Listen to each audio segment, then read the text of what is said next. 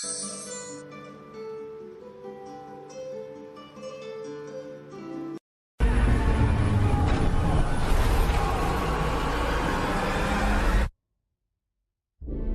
were born into a world at war. Between the monsters that destroyed our cities and the monsters we created to stop them, we thought we had sacrificed enough. But the war we thought we finished is just beginning. And the only thing standing in front of the apocalypse is us.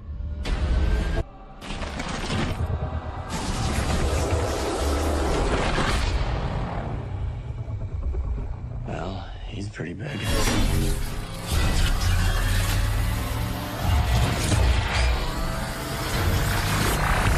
Fire everything you've got!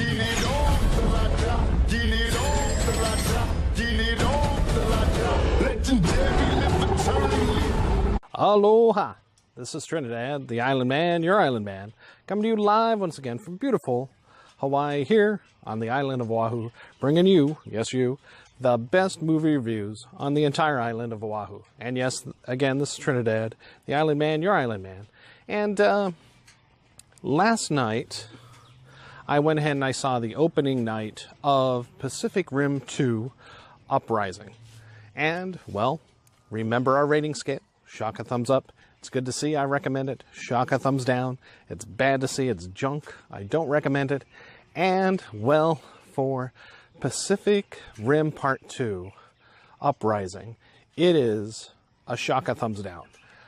Do not waste your time watching this movie, which is very unfortunate, given the, I want to say the success of the first one. I mean, it was enough to spawn this sequel,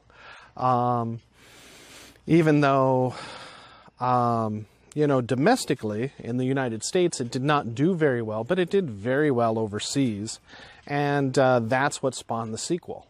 But I fear that this one just seems like too much pandering to the overseas audience, and I don't believe that it will net them any greater of a result than the first one. And actually, because the story is so weak, I think it will detract from what they could have accomplished. This stars John Boyega, Scott Eastwood, Zhang Tian, and Rinko Kikuchi.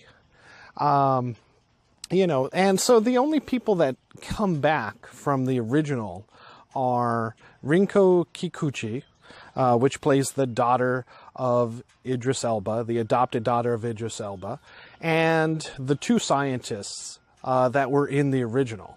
That's it. There is no Charlie Hunnam. There is no mention of what happened to Charlie Hunnam. You see kind of maybe a memorial plaque for him in the training academy. But other than that, you just don't really know anything that happened to him. Additionally, on top of that, you've got Rinko Kikuchi. Now, I'm going to go into a little bit of spoilers, but she doesn't really have much of a role in this movie, unfortunately, because, she is introduced again. She is the leader of the Jaegers and the Jaeger Training Academy. If you had remembered to see that first trailer, which talked about the training academy and what it takes to enlist and come into your own as a Jaeger pilot, she is killed off probably within 10 minutes of being reintroduced with into the movie. John Boyega plays, I guess, Idris Elba's real son, or naturally birthed son, although having no mention of him in the first movie at all, which is ridiculous. I can't believe it. So right away it's explained as kind of, he left the academy after his father had died. out of grief, which I really don't buy, and again, like I said, she doesn't mention him. His adopted sister doesn't mention him in the first movie. His own father doesn't mention him at all during the first movie. And again, there's no mention of Charlie Hunnam.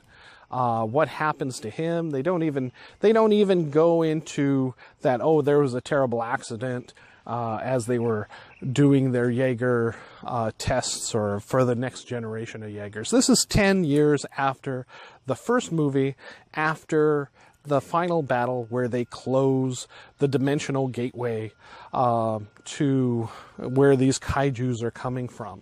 And so there had been 10 years of peace. And you get like a montage little bit of, the first 10 to 20 minutes of the movie, kind of introducing John Boyega's character, what he's doing out of the academy, basically just being a scrapper, gathering junk or old Jaegers, old kaiju, whatever's left, and selling them on the black market as people make a wonderful living out of this. And the world's, pretty much, been recovered for the most part. Past this. Although, the Jaeger program is still in operation, young kids, and there's like I said, there's a training academy for Jaeger pilots, but apparently there's only like one place where they train and one base that they train at, again, so logistically this movie, is kind of strange like that. Now, Jing Tian stars as she is a big Chinese star. She's been in several movies over the last few summers. And of course, now this is the pandering to the Chinese audience for that big money from China overseas for this movie to succeed. Which, at first, I thought, she plays the leader of Shao Industries, and essentially she is looking to do away with the Jaeger Academy, just basically wishing Jaegers to be controlled remotely via drones. A drone Jaeger company is what she has built and what she is attempting to push onto the world.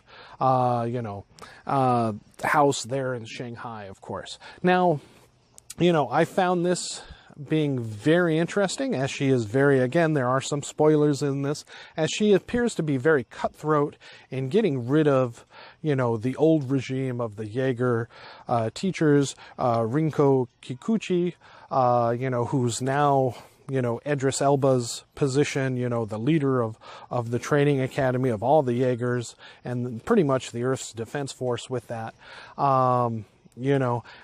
As she is mysteriously killed by a rogue Jaeger, the pilot's unknown, right away I knew it was a drone from, the Shao company.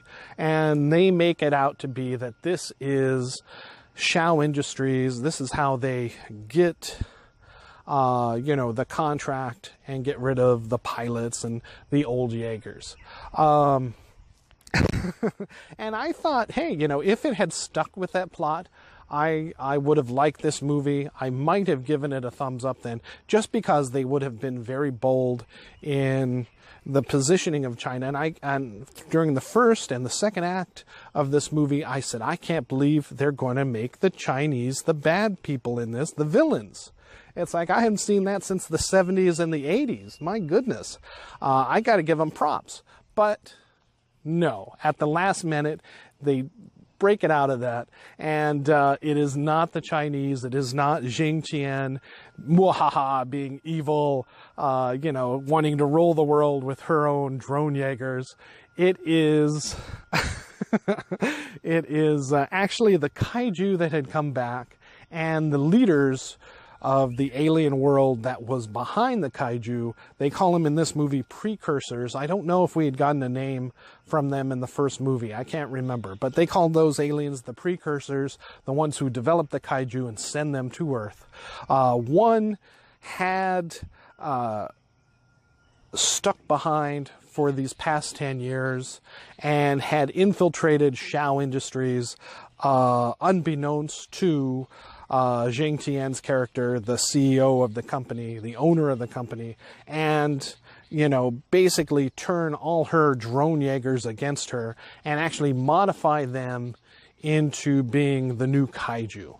And with this modification, they start to take out some of the old Jaegers, their old base, you know, pretty much trashing it. So what are we left with? We are left with the young Academy troops left to defend the world as everyone else is almost decimated and their Jaegers destroyed.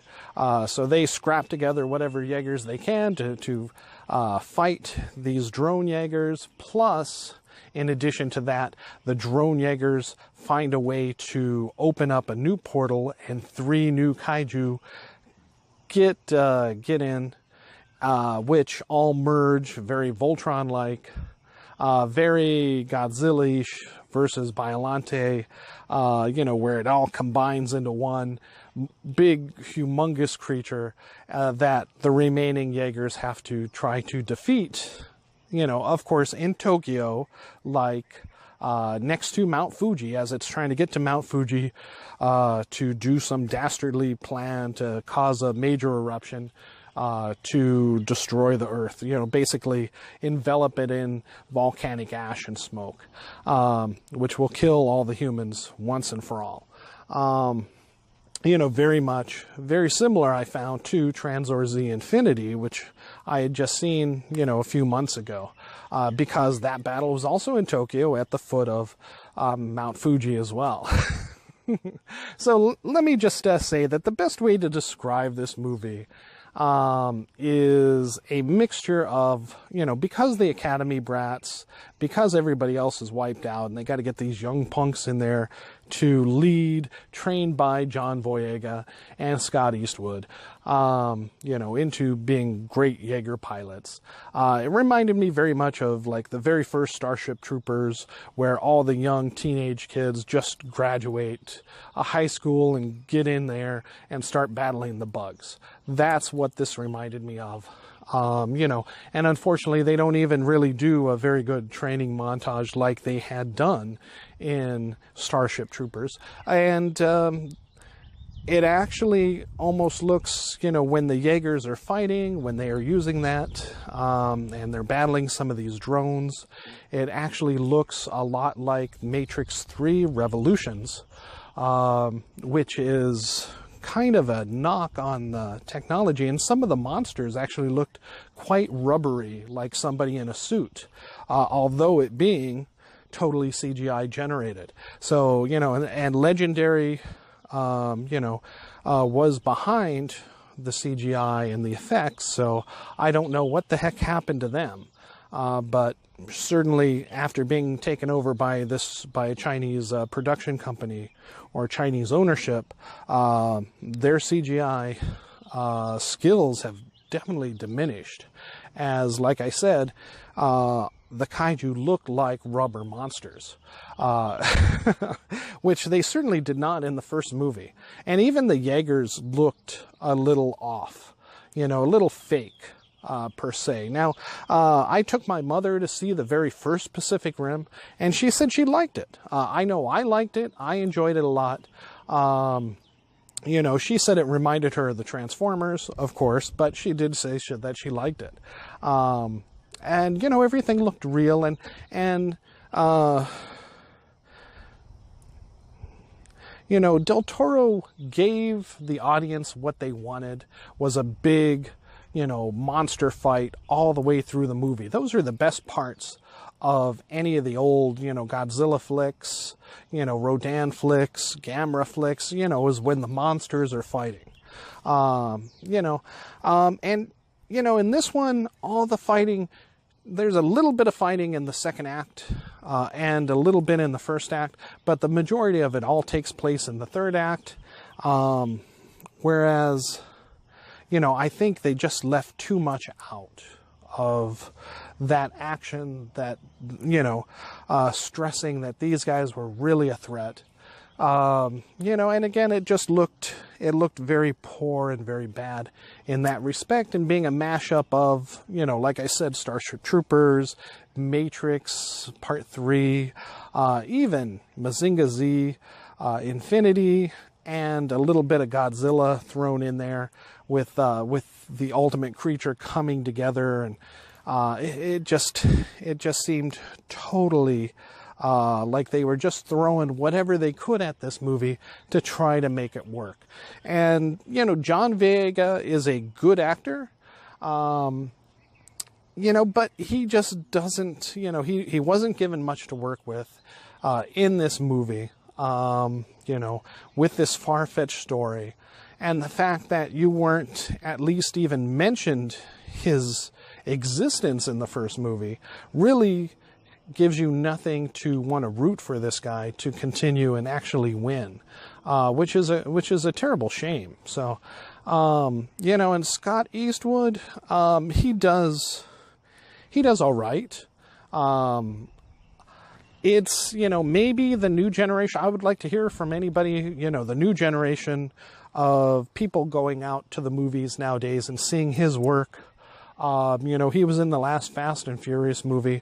I didn't mind him there because he was only in snippets.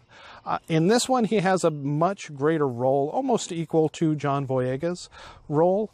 And you can really, you know, with every inflection of his voice, every turn of his face, I just see his father. And I hear his father in his voice. And I swear to God, I really wish that, you know, he would take some type of acting lessons or some type of coaching to break him out of that, or else he will always be, you know, caught in the shadow of his father. Whoever made this movie, whoever wrote this movie, sat down after watching Independence Day Part 2 and said, yeah, that's it. That's how we're going to do it. Even the twist at the end where they say, now we're going to take the fight to them. So, you know, just like Independence Day Part 2, where they say, oh, we're going to go into space, we're going to invade their planet now. Now there's a mention, if there's a Part 3 Pacific Rim, they're going to go into this other dimension and fight the kaiju right there with the Jaegers. That's what's coming. But I don't think they're going to go ahead and be able to make this movie because I don't think it's going to do that well. It's a definite shock, a thumbs down.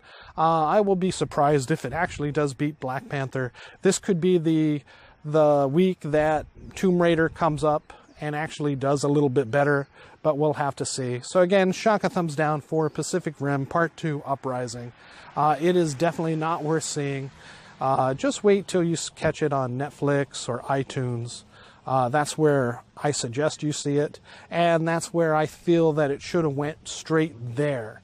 Whereas, you know, I might have some disagreements with Annihilation, you know, that yes, it should have got a more fuller run at the box office, you know, a full run in theaters throughout the world, instead of going, you know, pretty much straight to Netflix. Like the studio did for Annihilation. But in this one, for Pacific Rim Part 2 Uprising, they should have been a series, maybe, just like they're doing the series of Voltron and animation. This should have been, you know, show them the training in the academy. Build up John Boyega's character. You know, I mean, if they didn't want to do a series on Netflix, then get some other actors, because, you know, I mean, other than John Boyega, you know, being a big star from Star Wars, that's the only thing he brings to this role, and they're hoping that that pulls people in. After this performance, you know, they're going to, you know, after this role, he's going to have really a hard time finding work, finding that leading man role that he wants again, outside of Star Wars.